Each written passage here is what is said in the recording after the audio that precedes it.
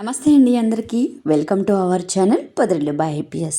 ఈరోజు రెసిపీ వచ్చేసి నాన్ వెజ్కి దీటుగా అన్నం చపాతీలోకి బిర్యానీలోకి సూపర్గా ఉంటుంది. మిల్ మేకర్ మసాలా కర్రీ తప్పకుండా ట్రై చేసేసేయండి. ఇంకేమాత్రం ఆలస్యం చేయకుండా రెసిపీలోకి వెళ్ళిపోదాం. ఇక్కడ ముందుగా 2 ఉల్లిపాయలని సన్నగా కట్ చేసి తీసుకోవాలి. అలాగే 2 పెద్ద టమాటాలని సన్నగా కట్ చేసి తీసుకోవాలి. మీరు స్పైసీ ఎంత తింటారో దానికి తగ్గట్టుగా పచ్చిమిర్చి తీసుకోండి. అలాగే కొంచెం అల్లము, అలాగే కొంచెం వెల్లుల్లి, అలాగే క్యాప్సికమ్ ముక్కలు ఆప్షనల్ అనమాట. మీరు కావాలంటే వేసుకోవచ్చు, లేదంటే లేదు. అలాగే ముందుగానే ఇక్కడ నేను వాటర్ బాయిల్ చేసుకున్న తర్వాత స్టవ్ ఆఫ్ చేసేసి మిల్ మేకర్ని అయితే అందులోకి వేసుకున్నాను అనమాట. ఒక 2 నిమిషాలు అందులో ఉంచుకున్న తర్వాత గట్టిగా పిండి ఈ విధంగా తీసుకున్నాను. ఇప్పుడు స్టవ్ ఆన్ చేసుకొని కడాయి పెట్టుకొని ఇందులోకి ఆయిల్ అయితే వేసుకోవాలన్నమాట. ఆయిల్ హీట్ అయిన తర్వాత ఇందులోకి ఒక హాఫ్ స్పూన్ వరకు ధనియాలు వేసుకోవాలి. ధనియాలు వేసుకున్న తర్వాత ఒక చిన్న కప్పుడు జీడిపప్పు అన్నమాట. ఇలా జీడిపప్పు కూడా వేసుకున్న తర్వాత జీడిపప్పు లైట్గా ఫ్రై అయితే సరిపోతుంది. మీడియం ఫ్లేమ్లో లైట్గా ఫ్రై చేసుకోండి. ఇలా లైట్గా ఫ్రై అయిన తర్వాత ఇప్పుడు ఇందులోకి మనం ముందుగా కట్ చేసి పెట్టుకున్న ఉల్లిపాయ ముక్కల్ని ఇందులోకి వేసుకోవాలి. అలాగే ఉల్లిపాయలతో పాటే అల్లం ముక్కలు, అలాగే వెల్లుల్లి రెబ్బలు కూడా వేసుకోవాలి. అల్లం ముక్కలు చిన్న చిన్న ముక్కలు అయితే ఒక 5 నుంచి 6 వరకు వేసుకోండి. అలాగే వెల్లుల్లి ఒక 10 రెబ్బల వరకు వేసుకోవాలి. వేసుకున్న తర్వాత ఈ విధంగా ఒకసారి కలుపుకొని ఉల్లిపాయలు త్వరగా మగ్గడానికి కొంచెం ఉప్పు వేసుకొని కలుపుకొని మూత పెట్టుకొని మీడియం ఫ్లేమ్లో ఉల్లిపాయలు మగ్గేంత వరకు కుక్ చేసుకోవాలి. నాన్ వెజ్కి దీటుగా అన్నం చపాతీ బిర్యానీలోకి సూపర్గా ఉంటుందండి. తప్పకుండా ట్రై చేయండి, మీకు కూడా నచ్చుతుంది. ఇలా మూత పెట్టుకొని మీడియం ఫ్లేమ్లో కుక్ చేసుకోవాలి. ఈ విధంగా మనకి ఉల్లిపాయలు అనేది మగ్గితే సరిపోతుంది. ఇలా మగ్గిన తర్వాత ఇప్పుడు ఇందులోకి మనం ముందుగా కట్ చేసి పెట్టుకున్న టమాటా ముక్కల్ని ఇందులోకి వేసుకోవాలి. వేసుకున్న తర్వాత ఒకసారి కలుపుకొని మళ్ళీ మూత పెట్టుకొని మీడియం ఫ్లేమ్లో టమాటాలు మెత్తగా అయ్యేంత వరకు కుక్ చేసుకోవాలి.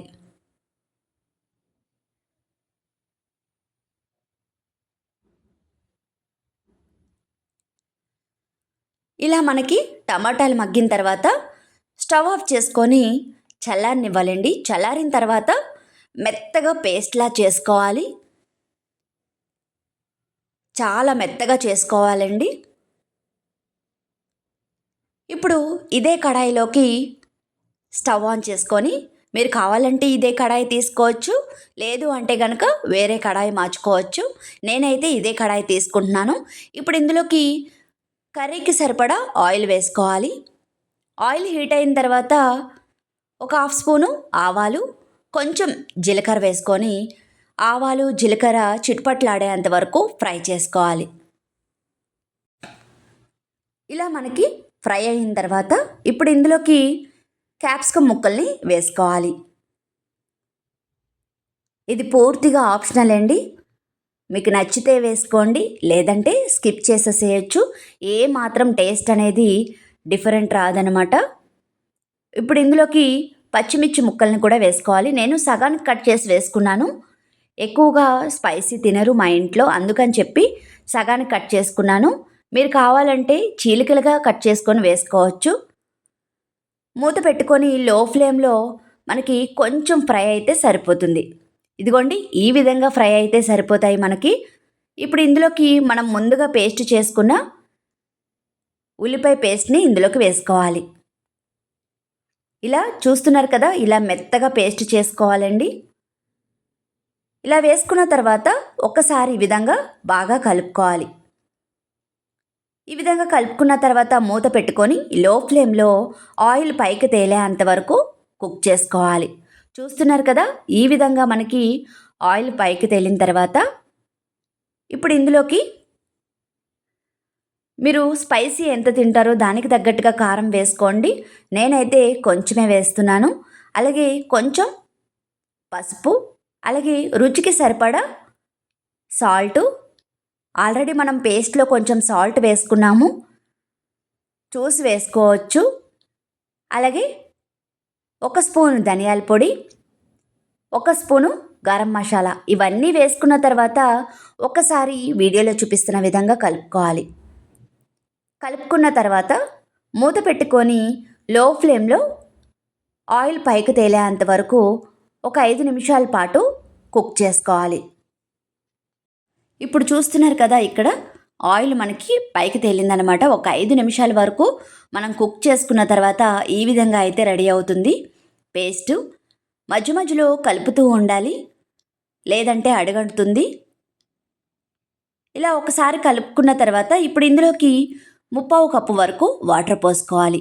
వాటర్ పోసుకున్న తర్వాత ఒకసారి బాగా కలుపుకొని ఒకసారి టేస్ట్ చూడండి. ఒకవేళ ఉప్పు, కారం, మసాలాలు ఏమైనా సరిపోకపోతే యాడ్ చేసుకోవచ్చు. నాకైతే పర్ఫెక్ట్గా ఉందండి. ఇప్పుడు ఇందులోకి మనం ముందుగా రెడీ చేసి పెట్టుకున్న మిల్ మేకర్ని ఇందులోకి వేసుకోవాలి. వేసుకున్న తర్వాత బాగా కలుపుకొని మూత పెట్టుకొని లో ఫ్లేమ్లో ఒక్క 10 నిమిషాల పాటు కుక్ చేసుకుంటే సరిపోతుంది. అంటే గ్రేవీ చిక్కబడేంత వరకు కుక్ చేసుకుంటే సరిపోతుంది. చూస్తున్నారు కదా, ఈ విధంగా మనకి గ్రేవీ ఇలా చిక్కబడిన తర్వాత స్టవ్ ఆఫ్ చేసుకోవాలి. మరీ చిక్కబడిన తర్వాత అయితే మనకి గ్రేవీ కనిపించదు. ఈ మిల్ మేకర్ అనేది పీల్చేసుకుంటుందన్నమాట. ఇక్కడ నేను పెద్ద మిల్ మేకర్ తీసుకున్నాను. మీరు కావాలంటే చిన్న మిల్ మేకర్ కూడా తీసుకోవచ్చు. ఇలా లాస్ట్లో ఇప్పుడు కొంచెం కొత్తిమీర వేసుకొని ఒక్కసారి కలుపుకొని స్టవ్ ఆఫ్ చేసుకోవాలి. అంతేనండి, ఎంతో టేస్టీగా ఉండే నాన్ వెజ్కి ధీటుగా అన్నం, చపాతీ, బిర్యానీలోకి సూపర్గా ఉండే mill maker masala curry ready అయిపోయింది. మీకు గనక ఈ వీడియో నచ్చినట్లయితే లైక్ చేసి, షేర్ చేసి మరిన్ని వీడియోస్ కోసం సబ్స్క్రైబ్ చేసుకోండి. Thank you.